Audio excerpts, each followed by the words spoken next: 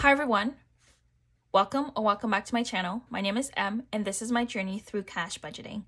Every week I sit down with my envelope, face the real numbers, and give every dollar a job, no matter how big or small. I'm still learning, adjusting, and saving with intention, one paycheck at a time. If you're on a tight budget, trying to get ahead, or just love the sound of cash being stuffed, you're in the right place. So grab your envelopes and let's turn the page together. So today we will be talking about something that I'm a little bit embarrassed about, and it is essentially my debt confession. Now, to give you a little bit of backstory, my credit cards and I were not always, or not in good terms. I can't really say were, but we're not on good terms. I've never had a great relationship with my credit cards, only because I, first of all, was never taught how to use one. And unfortunately, I had to learn the very hard way up to potentially getting my accounts, freeze, and also maybe, them having things sent to collection. Anyways, thank goodness it did not end up going to that extreme. However, let's just say that my credit cards and I were, let's just say, frenemies. So during the pandemic, I had a very dependent relationship with my credit cards, only because I wasn't working and the jobs that I had at the time were not giving me the hours that I needed in order to pay the bills that I needed to pay. Needless to say that my mom has helped me countless of time to actually pay down my credit cards, for which I'm very grateful, because I cannot say that is the situation for everybody, nor do people have that possibility to have somebody help them out in time of need. Now, with that was part of the reason why, if you've watched some of my videos a couple months back, there was $3,000 that I had to give my mom. That was actually money that I had, that she had generously given to me in order for me to put my balances at zero. Why am I doing a video about this right now? So for the past couple of months, I have just been drowning in credit card debt, and I could not figure out what was going on. Now, keep in mind that there was a lot of things going on in my personal life. There was also a lot of things going on at work. There was a lot of adjustment. We were down by a staff member, and between managing her files, making sure that clients are indeed, then the company that I work with was going through a potential strike. Everything was happening at the same time, and I did not take into consideration some of the expenses that I was pertaining on my credit card. One of which is at the beginning of the year, last year, you guys know that I went on vacation. I went to Mexico in April, and then in July I went to Barcelona and Paris. So Paris. Let's do Paris. And last but not least, in October, I went to Portugal. Now, those trips were amazing and fun. However, the expenses were quite cheap for what I paid and for what I got and for the amazing time that I got. However, I used my credit cards to pay those trips, and for some reason did not take into consideration that I never paid those trips back. Now, typically what I do is I use my I Love Big Bucks challenge to pay all of the trips that I do pertaining the year. Currently, that I Love Big Bucks challenge is sitting at $2,000 and some change dollars. I don't know the real numbers. I believe it's like $2,065. Half of that money is money that I've loaned. The other half of the money is just sitting at an account. I think I have like $50 in the envelope. Needless to say that I never paid those trips back. Now, Portugal cost me $3,440 and some change. So I had already allocated part of that towards that trip. Then I had Barcelona and Paris that cost me a whopping, I have the numbers in front of me.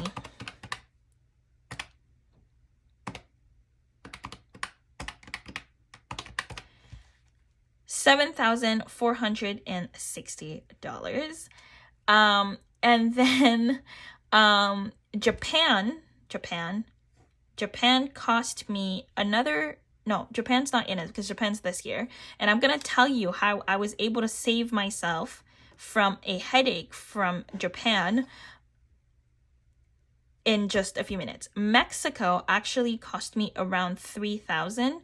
However, before I went to Barcelona, Mexico for me was already paid. And I had made sure of that. And around that time also, I had purchased my flight tickets for Japan, which had cost me $2,300 and some change dollars, which I paid through my I Love Big Bucks challenge. So all of that was done. Needless to say that currently I am sitting down at around, let's count all of these up. So 3,400, nope, that's not right. 7,460 plus $3,440. We are looking at a whopping 10,000. So this had already been paid, $10,900.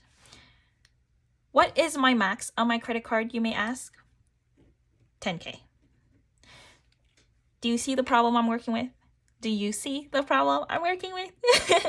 Because I did not see it. And I'm embarrassed because for the longest time, I kept saying to myself, I don't understand why my credit card premium was so high. And obviously, thank goodness, it didn't come to the point where I was calling the bank with like, hey, like, just to let you know, like, how come my credit card thing? And it was so alarming to me because I realized that while I was going through that stressful period, I was so numb and I wasn't taking in consideration all the expenses that I was doing, which is also another topic for another time because that's insane to me. But I just didn't pay it. So I think what happened is that $3,000 that I gave my mom was essentially supposed to erase this trip. The Portugal trip. $3,000 was supposed to erase this trip. And then I knew I only had $440 left, which wouldn't have been mine. But the $7,460, that one is actually one of the lesson why I never make plans with money that I do not have. The reason why I do that is because that $7,460, the reason why I even allowed myself to go on that trip was because I was supposed to receive a bonus from work around the time that I went to Portugal in October. And now that last paycheck for November, upon my return back from Portugal, was supposed to be around, I think when I calculated, $6,000 paycheck. Now, if we were to take that $1,000 from my, normal paycheck, I would have been left with $5,000. The goal was to pay my mom the $3,000 and then still have that money to allocate into and pay some of my other trips. Therefore, I knew that with my I Love Big Bucks challenge and all of the things that was supposed to, making all these plans with money that I don't have, clearly, I was supposed to pay that back slowly but surely.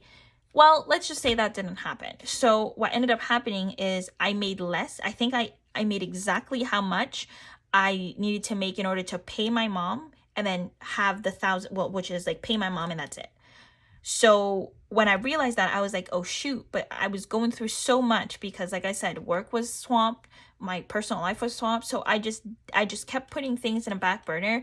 And to be fair, I didn't have the system that I have now. So I didn't pay it. So after sitting down, going through my statements and seeing exactly what happened, where did I go wrong, I realized that these were the amounts that I did not pay. Now, the purpose of this video is to come up with a plan on how I'm going to tackle these expenses. So currently, what I have decided for the year of 2026 is not to travel unless it's mandatory. Now, my Japan trip, unfortunately, this is a trip that I've been planning since May 2025. It's almost paid for. Unfortunately, I will have to take some money out of my emergency fund in order to cover some of the expenses because, like I said, I was budgeting on money that I did not have. So that will be my lesson from there. I am planning trips for 2027 and I will be working with them slowly but surely. But my goal this year, after figuring out that I was in so much debt, is actually to pay this off. How I'm going to do that, I'm going to do this slowly but surely. I do make commission, and some of the months where I do make commission, I will just try to pay, even if I can do $1,000 at a time, that will be the amount that I'm allocating. This year, other than maybe a few days in Mexico, which now that I'm talking about it, I feel so privileged. Maybe just, you know, a few days in Mexico and maybe a potential trip that work could provide me. I don't see myself going anywhere, meaning I don't see myself spending, you know, another $3,000 to go, which is unfortunate because I had plans this year to go to Nice and go to Monaco and also Cannes in the south of France, and maybe do like a French Riviera kind of trip. Unfortunately, I cannot do that.